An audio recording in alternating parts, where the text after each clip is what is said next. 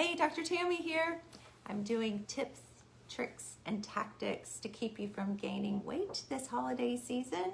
I'm going to give everybody just a few minutes to log on. If you're there, can you say hello? And let me know that you can hear me. Just wait just a couple minutes.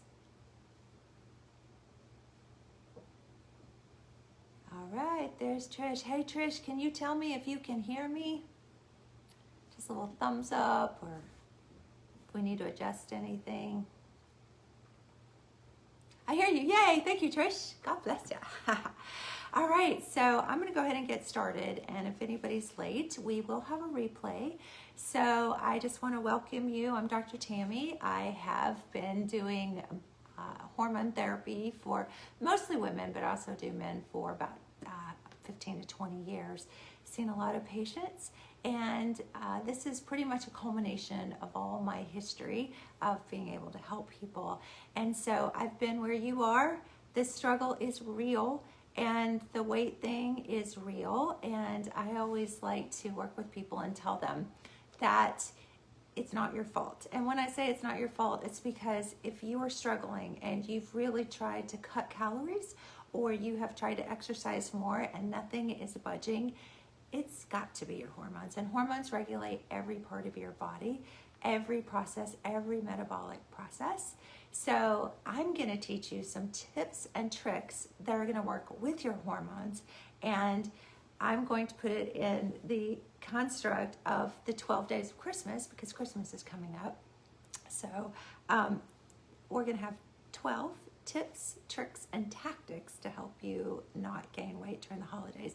And full disclosure, with all my years of experience, I have come up with a supplement that is everything but the kitchen sink to help people to not only lose weight, but to prevent them from gaining weight. So at the end, I'm going to tell you about that. So if you want to stay tight, I'll share what that is. But I'm going to go ahead and jump right in to give you some meat. And I hope, and please comment if I tell you something new that you haven't heard, because that's always the funnest thing for me for presentations. I do research all the time. I'm always trying to learn new things. And I like to share things that hopefully you haven't ever heard before, because that's where we learn and that's where we get the most benefit from. So, okay, I'm just going to dive right in, and I'm not going to sing the 12 days of Christmas, okay, like the first tip and tactic is my blah, blah, blah, blah, blah. So I'll spare you that, okay? So number one is, and actually these first three things are based around something called intermittent, right? And a lot of this is based in the sort of thought that our ancestors who didn't struggle with weight like we do, there's so many different reasons that go into that, from the American diet to the chemicals to everything else that are affecting our hormones and affecting our food supply. But our ancestors did things that we don't really think about, maybe because they were intermittently doing things. So they were intermittently eating because the food supply was not as abundant and constant as we can just pull in through fast food places, right? And so there was this intermittent nature. And so biologically, our hormones learn to work with that intermittent nature. And so that's just part of our structural, just the way we're wired and the way the DNA makes our proteins that help our hormones work certain ways. So what we mean by intermittent is intermittent fasting, intermittent exercise, intermittent treats, binging. So the first one is intermittent fasting, and you'll probably hear a lot of that out there on the internet and people talking about it. But basically what it is you just limit the amount of time that you eat during the day. And what that does is it works with the hormones like ghrelin and leptin that trigger fullness and trigger the need to eat. Because what happens is, when you are following along with our biological nature and the way our hormones work and not working against that, if you only eat during a small window, some people think, well, won't that make your body go into starvation mode?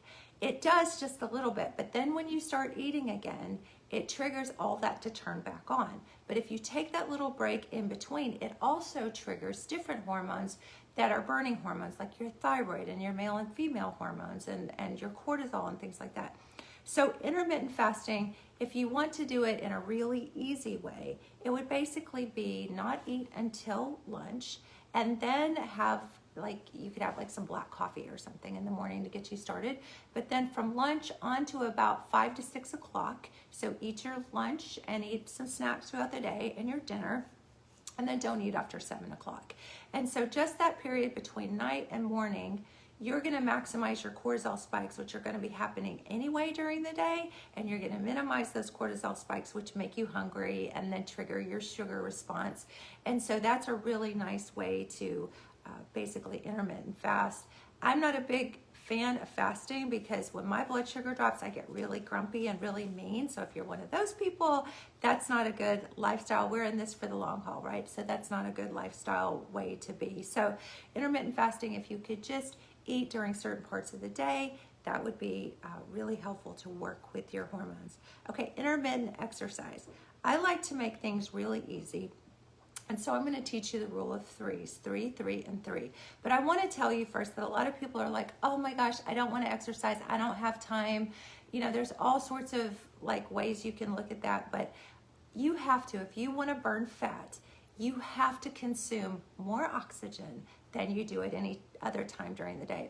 Because here's the nerdy science behind this. Your body takes carbohydrates in the form of CHO, which there's a bunch of little molecules in there. I won't get into the science. But that fat molecule plus oxygen and your metabolic burn turns into CO2 when you breathe your oxygen off, and water, so you sweat or urinate out fat. So the only way you can burn fat is to take in more oxygen. And you can't just do that hyperventilate thing and take in more oxygen, because you'll just blow off more CO2. So when you exercise, you actually take in more oxygen over the course of your exercise. So it's absolutely essential. However, I will tell you that the intermittent nature of what I'm going to tell you, this is going to blow you away. You can do your exercise in less than 5 minutes 3 times a week. That's 15 minutes a week, right? So anybody, take a little break from Facebook. Anybody has 15 minutes a week. So 5 minutes, it takes me longer than 5 minutes to curl my hair. So this is very, very doable. And if you think you're busy or you've got all sorts of stuff going on, then you can find 5 minutes in a day, 3 times a week, right? Well, this is called interval training or intermittent exercise. And so what happens is in between those times, just like intermittent fasting, in between those times of exercise, your body upregulates your fat burning hormones like your thyroid, and insulin is your sugar storage hormone. So it works with your insulin to create more of a sugar burn, and it will burn fat for up to 48 hours after you do this exercise. Unlike, now I'm all about going for a walk and stress relief and all that, but that will not consume more oxygen and will not work with your insulin to burn fat. So let's cut to the chase. What do I got to do, Dr. Tammy? Okay, so here's what you do. 3 times a week for 30 seconds, you do 3 intervals of high intensity. So you don't need any special exercise equipment. You can just go outside. Now, I don't recommend running because running is really hard on your knees, but you can do a fast-paced walk. So don't just go for a walk. You can do this walk in less than 5 minutes. You literally can do it in less than 3 minutes if you have your tolerance built up. But the problem is when you do the high intensity portion, it's going to take you some recovery time. So, okay, so let's say I'm going to go out for a walk. You can even do this in your living room right now. And so do some high intensity. You turn the radio on and dance if you want. So for 30 seconds, you are going to kill it. You are going to take in so much oxygen because you're going to be breathing really hard. Don't even worry about heart rate. People are like, I got to get my target heart rate up. Don't even worry about that. Just make sure that you're breathing hard, whatever it is. So for 30 seconds, you're going to do that, and then you're going to rest. You're going to do that 3 times. So if you're out walking, that's great. If you're dancing in your living room. So you can do that pretty quickly. If you're going to walk, act like there's a bear chasing you, right? Don't run because it's hard on your knees, but I'm talking really high intensity. And so I'll tell you, when Planet Fitness was open, I used the elliptical. I do some different stuff at home now, but I would go get on the elliptical, and this is crazy. You know how fast a car drives, like 60 miles an hour, right? It's kind of a speed out on the road. So I would get my speed up to almost 30 miles an hour during my 30 seconds of high intensity. Now, I don't recommend you do that. And that took me probably 6 months to build my tolerance up to that point. So when I'm saying go fast, I'm talking go really fast, as fast as you can without hurting yourself, okay? So that intermittent exercise, you can do it in 30 seconds, 3 times a week, 3 days a week. So I do Monday and Wednesday and Friday. That's it. Now I do a little bit of strength training with my weights and things like that, but you don't have to do anything other than that to burn fat and to keep it off. And so the next thing is intermittent splurging, because this is about sustainability. This is for the long haul. And if you are doing anything like a keto diet or something like that, that is just not sustainable for the majority of people, right? So if you're going for the long haul here, you've got to be able to splurge every once in a while. And the holidays are coming, so you're gonna want some pie, you're gonna want some cake. So intermittently, if you splurge, that's perfectly okay. And in the exercise athletic world, we call that carb loading, right? You can't do it every day. And the higher protein content that you have, the better off you're gonna be when you do that carb splurging, because really it comes down to carbs. That's what we're splurging on. Nobody says, I'm gonna splurge on vegetables today, right? Nobody says, I'm gonna splurge on protein today, right? So when we talk about splurging, we're literally talking about carbs. And if you wonder what a carb is a bunch of sugar molecules stuck together, right? So a complex carb is harder to break down than a simple carb. So I like to think of carbs like a box of sugar, and you have to open that box to let the sugar out to be absorbed into the body. So I'm going to be talking kind of interchangeably carbs and sugars, but basically what I'm talking about is when you take in carbs, then you have to break them down as sugars, store them, or burn them, right? So the next thing is fiber first. Anytime you eat a lot of fiber, you're going to reduce the amount of other foods. You're going to feel fuller. So if you can eat some vegetables before your meal, that's ideal. And just fill up on that fiber first.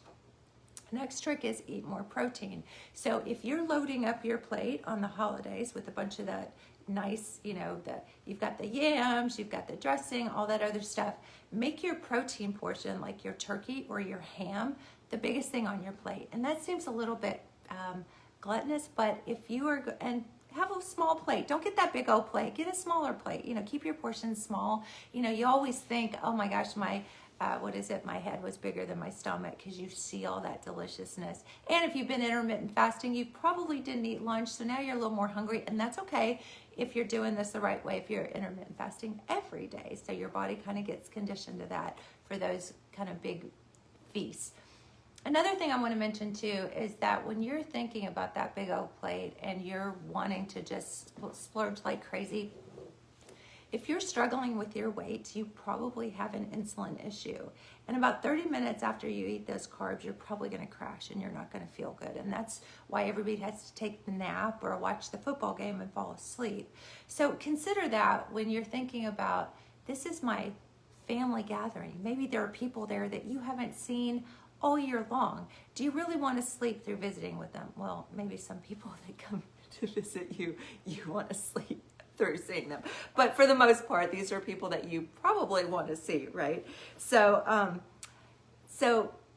basically, you're going to want to eat more protein, have that the biggest thing on your plate, and I think that will help you a lot. And then that sleepy thing leads into the next thing that I'm going to say is an insulin trick. So insulin is your sugar storage hormone. When you eat some carbs and they break down and the sugar goes into the bloodstream, insulin immediately kicks in to make you want to store that. And if you have any degree of insulin resistance, which you probably have if you're overweight all over, then when that insulin kicks in, it's going to go into store mode immediately. So if you have more protein, then your body is not going to want to store that sugar as fat. And when you eat sugar and fat together, that's a recipe for disaster for storage. So here's the way you can trick it. Insulin will either put the sugar that's in your bloodstream into muscle or into fat. So if you trick the body, or you train the body to put sugar into muscle instead of fat, the body will think, hey, every time she eats sugar or carbs, she's going to use it. She's going to burn it immediately. So one little trick that you can do is before you eat, take a walk around the block. And after you eat, immediately take another walk around the block. And what that does is it tells your body that you are going to burn that sugar. You are not going to store it. And so you have to get up and move before the sleepies kick in, before the sugar crash kicks in, because once that happens, it's too late. So that's why I say it's kind of like carb loading for athletes before they work out. They'll have that carb load, a little bit of caffeine, then they'll work out, and then they'll kind of do, sometimes they'll do like their strength training too, or they'll eat a little bit of carb after. But you really want to train the body to put that sugar into muscle as use for burning rather than into the fat.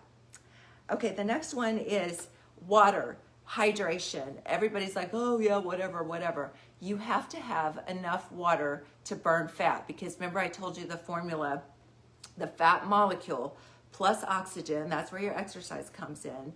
Your metabolic burn happens, that's the arrow side of the equation. And then you have CO2, which you burn off, or you breathe off, and then you have water.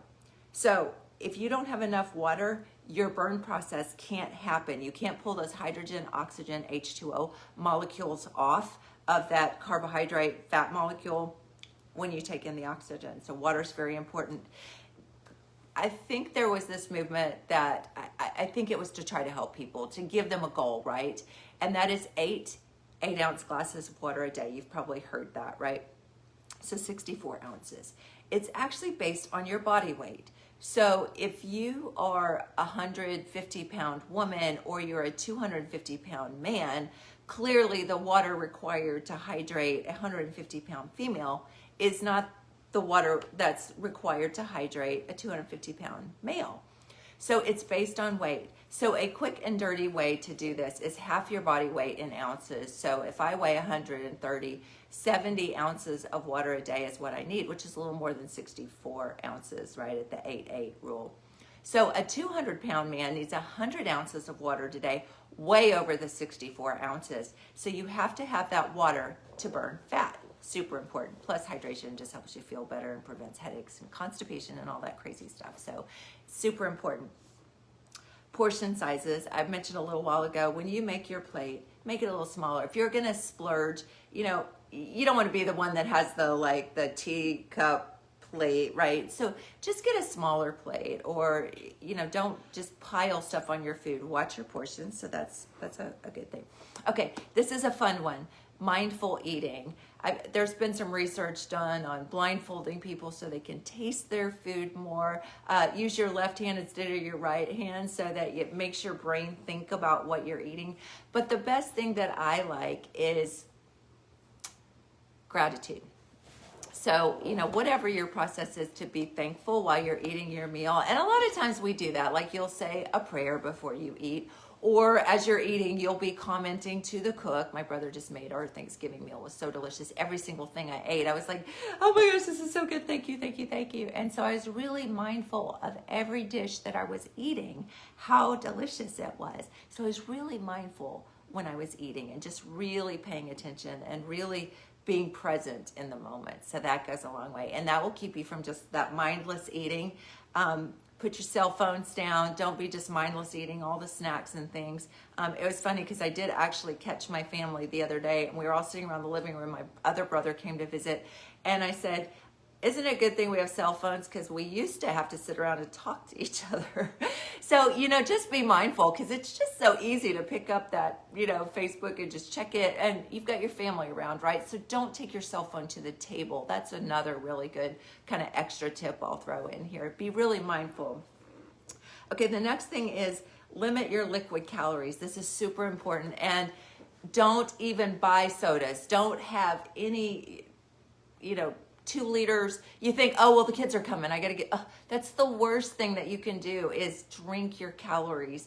It's crazy, because there have been studies that have showed that about 20 to 30 years ago, Americans used to consume 2 of those, if they even have that anymore, those C&H pink bags of sugar in a year.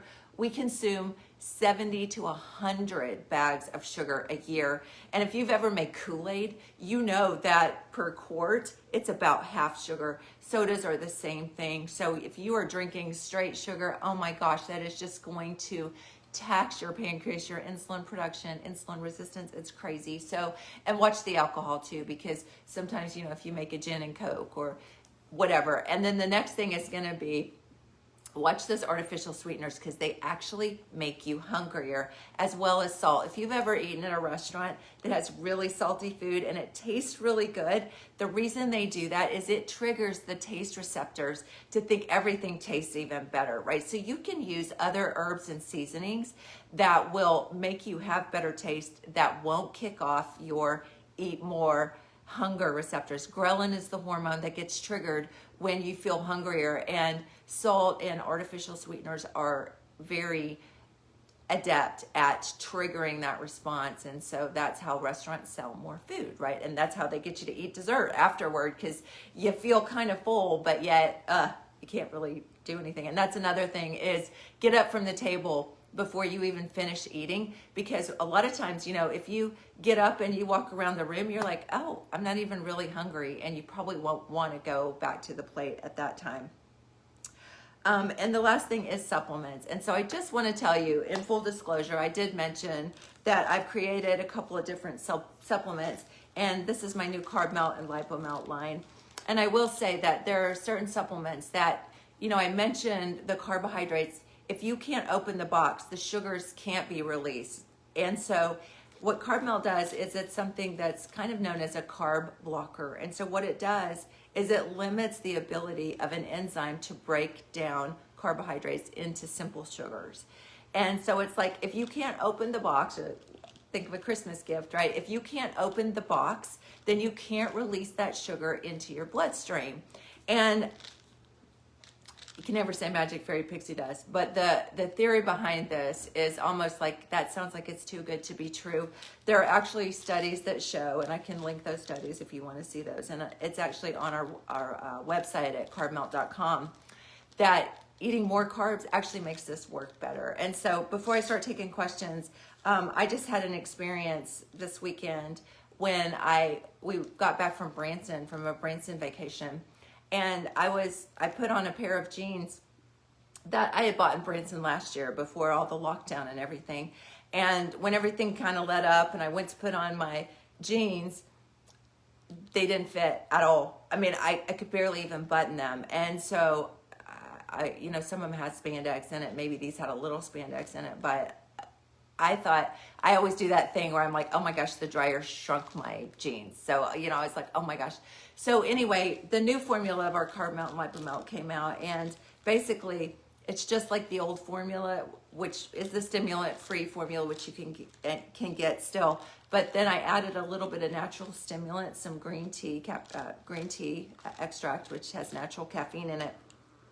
And then I added a lot of other stuff too. So white kidney bean extract is the main ingredient that blocks the carbohydrate breakdown enzyme. And so just kind of finished my story, I put those jeans on and they were super loose. And in fact, I have scrubs on tonight because I kind of wanted to play the doctor on TV role. And I'll just show you, these were really tight. In fact, like this year I was like, and there was a little elastic on the waist, but even the elastic was super tight, and like the butt was tight. And so it was crazy. So I'm like, everything's kind of fallen off on me. And I've actually eaten more carbs in the last, I don't know, my brother watches me every night. I'm eating stuff I really shouldn't eat. And I'm not telling you to eat a lot. He's smiling at me. I'm not telling you to eat a lot of carbs because that's not healthy for you. But I am telling you that if you are a carb junkie and you need some help and you need help with your insulin resistance, what I've done is I put all these ingredients on here. And one of the things I used to do when I heard a pitch on a supplement or something, I'd go first of all and I'd look at the price and I'd be like, oh, holy crap. And then I would try to find all the ingredients, separately, cheaper. And I will tell you that I've done years and years of research on this, and I'm really trying to not make this a sales pitch, but if you went and bought all these separate ingredients, I mean, any one of these in a quality ingredient can cost you like $20. And so I have over 6 different carb blockers in here, so you can imagine that Plus, you'd have to go and find them, and you'd have to make sure they were all quality ingredients. And then I've also got the LipoMelt that works with it. This works with the cortisol, which is your belly fat stuff, and this works with your insulin sensitivity. So if you're a carb junkie, this is wonderful. And if you have a lot of belly fat, this is wonderful. So they work really well together. So full disclosure, this is my company, and I did create this and invent this. So I just want to throw that out there. But you can go to CarbMelt.com if this sounds like something you want to learn more about. I have lots of videos and information on there as well. And I'll do these live videos from time to time and share some tips and tricks with you. So I did see somebody mentioned on there, I'll get to the Q&A now. Somebody mentioned adrenals.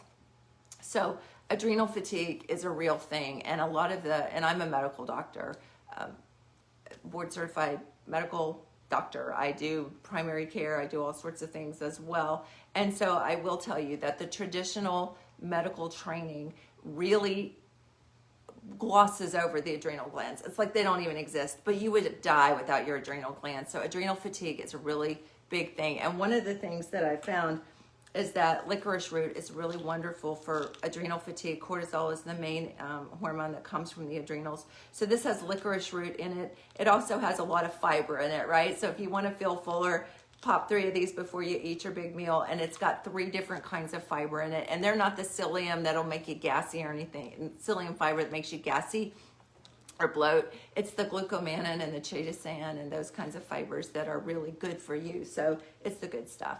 And so anyway, adrenals, serious thing. Adrenal fatigue, it's a real thing. And I mean, you can Google it and read a lot about it. So, okay.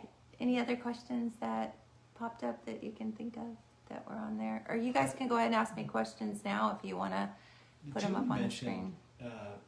Julie mentioned that she has no thyroid and that has anemia as well. Okay. So how would it work with that condition?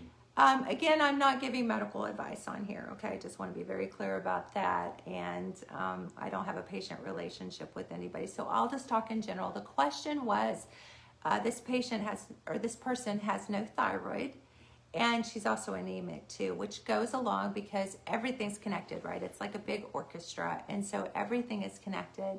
A lot of times people will have their thyroid removed because it's a sick thyroid. There are a lot of autoimmune issues where your body just starts chewing up certain organs. It's the creepiest thing ever. It will chew up your pancreas and cause diabetes. It will chew up your joints and cause rheumatoid arthritis. But a lot of times it will chew up the thyroid.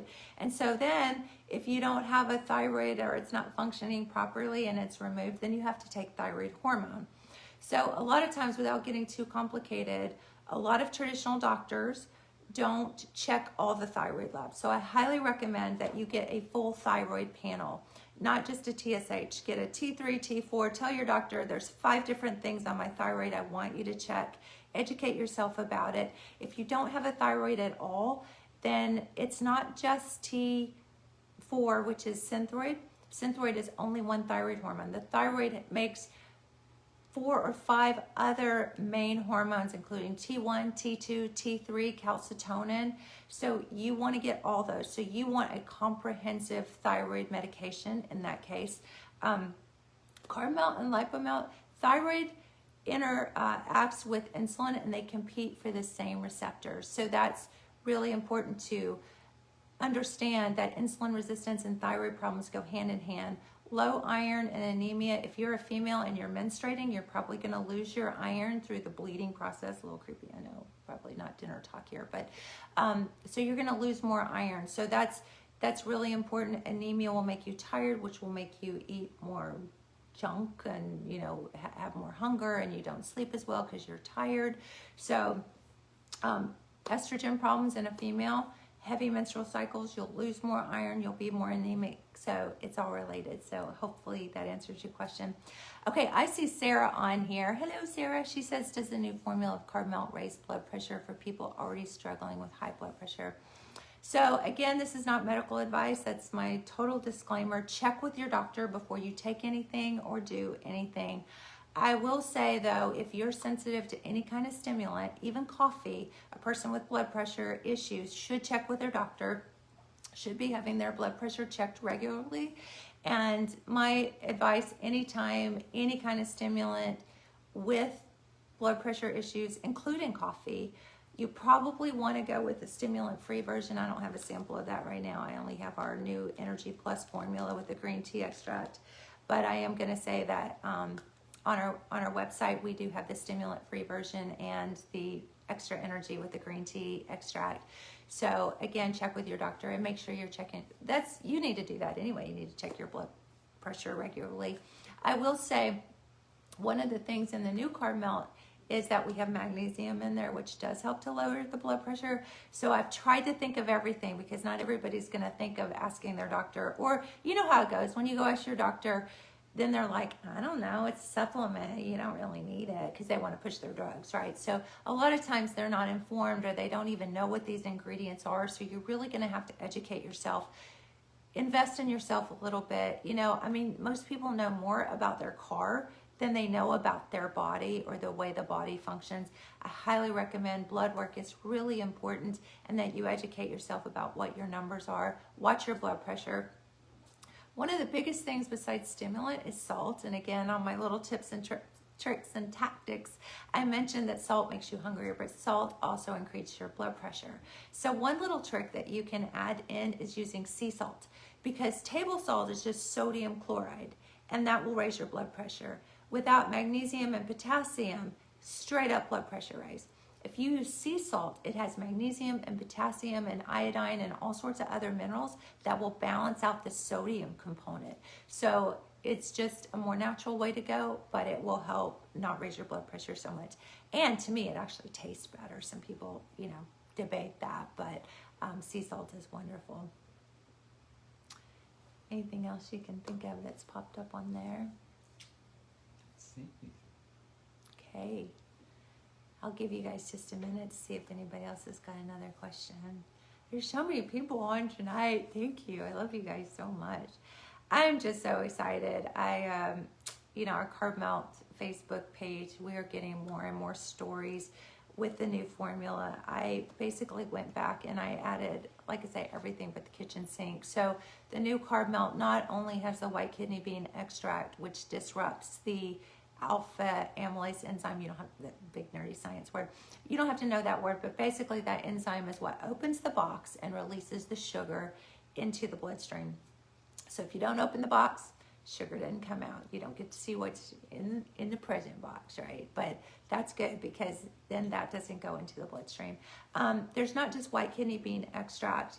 There's also berberine and Salacia reticulata and a bunch of other natural herb supplements that help with blood sugar regulation as well. So lots of good stuff in there. There's also something called chromium picolinate, which helps to regulate insulin along with magnesium too. So you can look up all that nerdy science if you want.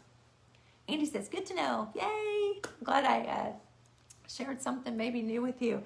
If I shared a tip or a tactic or a idea with you that you'd never heard before, can you just give me a little thumbs up, or can you let me know that you learned something new tonight? That just feeds my soul, and I love to keep coming up with new stuff. So if you can, or just a little yay, say thumbs up, or give me a little comment, maybe what you learned new that you didn't know tonight. Hi Sandra. Sandra says, do you take the CarbMelt before every meal?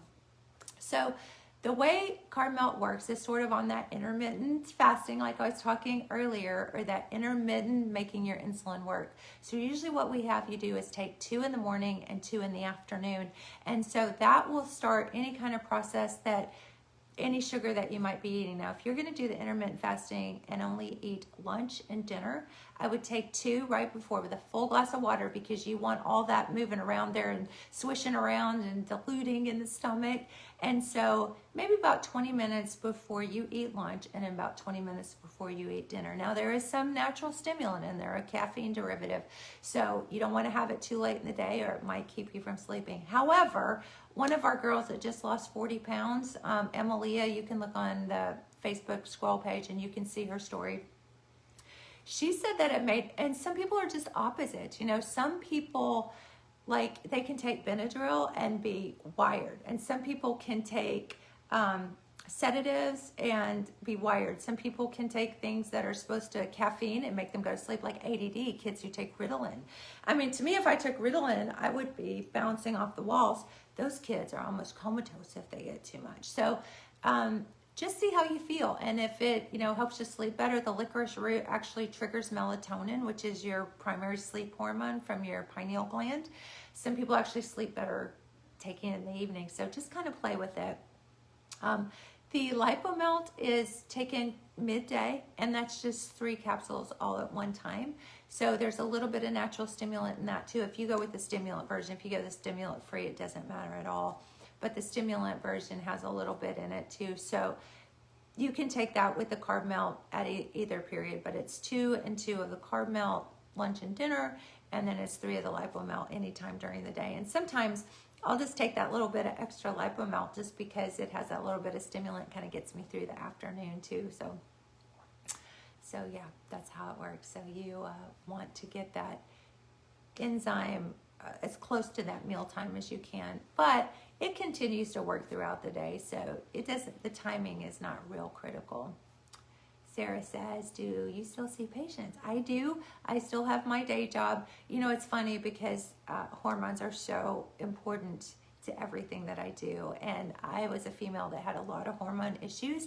And so I had to get outside the medical box. Now, I still believe in traditional medicine. Don't get me wrong. If I need an antibiotic, if I hurt myself and I need pain meds, whatever the case may be, I still believe in traditional medicine. If you need surgery, I got surgeons on speed dial. I mean, it's super important. However, there's so many natural things, just changing up your diet, understanding leaky gut, understanding holistic thyroid treatment, understanding female menstrual estrogen issues, postmenopausal. So when I got outside the box, there was a whole world that opened up to me for that. So that is very powerful, and finding a balance between, I call it both legs over both sides of the fence, traditional and the more holistic type medicine can be really, really valuable. So I still believe in that. And so much so that I never wanted to be known as a weight loss doctor. And weight loss was always a side effect of getting your hormones balanced. However, you still have to move. You still have to burn fat. You still have to have that fat molecule plus oxygen and that metabolic burn into CO2 and water. There's no way around it. So anybody who tells you that anything is magic and that you don't have to have some meaningful movement, intermittent training is perfect. So it doesn't take a lot of time, but you still have to do something, right? You can't be completely sedentary.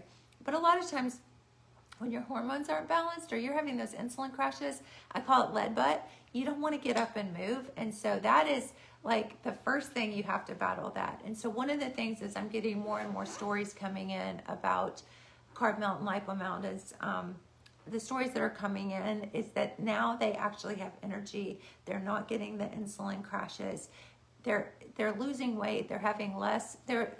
Emilia, the one that lost 40 pounds, who's fresh in my mind, we were talking about that. Like she has literally, it's like taking a 40-pound backpack off her back, and just think how you move through your day with 40 less pounds on you. So as far as energy and get up and move, yeah, that's so important.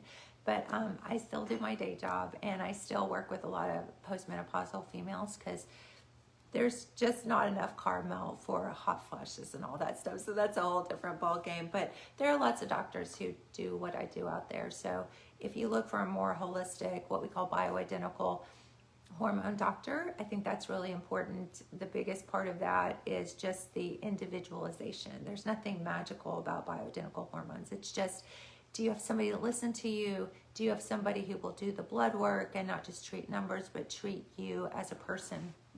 And I will say, and we'll wind this up here in just a minute because I know that you guys have your evening to get on to, but I will say one of the most interesting things that I've learned about hormones over the years is that where you store your fat has everything to do with your hormone imbalance. And so how that understanding came to me is I used to see really overweight people who would come to me and say, I don't eat that much. And hey, Sheila, thanks. Who don't eat that much. And they would say, I do try to exercise and I don't understand why I'm not losing weight. And they would be so overweight. And so what I would see is the majority of those people would have weight gain all over, and they would have the belly fat. And so I thought, wow, the belly fat seemed to be the most pronounced thing. So as I learned that hormone imbalance was a cortisol adrenal issue, what happens is your body upregulates your belly fat. It's a specific kind of fat that's not the fat that's found around your bones and your organs that protect you. It is literally a fat that is outside the abdominal cavity, and it stores toxins and abnormal hormone balance accumulations, and it protects you, because if those toxins were at your internal organs, it would cause high blood pressure, it would cause kidney disease, it would cause heart attacks. So it's a storage thing. So it's actually protective.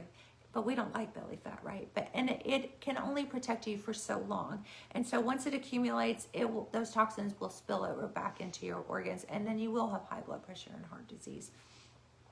Another thing that I've learned to understand is people who have insulin issues, blood sugar metabolism, fat storage problems will store weight all over. Thyroid people will store weight all over, but they look solid overweight, not dumpy. That's not a nice word, but lumpy. A lot of cellulite is usually an insulin type thing. Thyroid, they're just overweight, but it's almost like they have tone, but it's like the metabolic breakdown has happened all over their body, but it's not so much in the fat as it's in pretty much all the tissues in the body, which is what makes you tired and shuts down your gut and makes your hair fall out. And then estrogen issues usually come with menstruating or premenopause or menopausal females, and usually it makes you gain a lot of weight in the hips. That's basically where women, pregnancy, that's where we carry that estrogen hormone. So estrogen and thyroid compete, so that's a tricky thing too.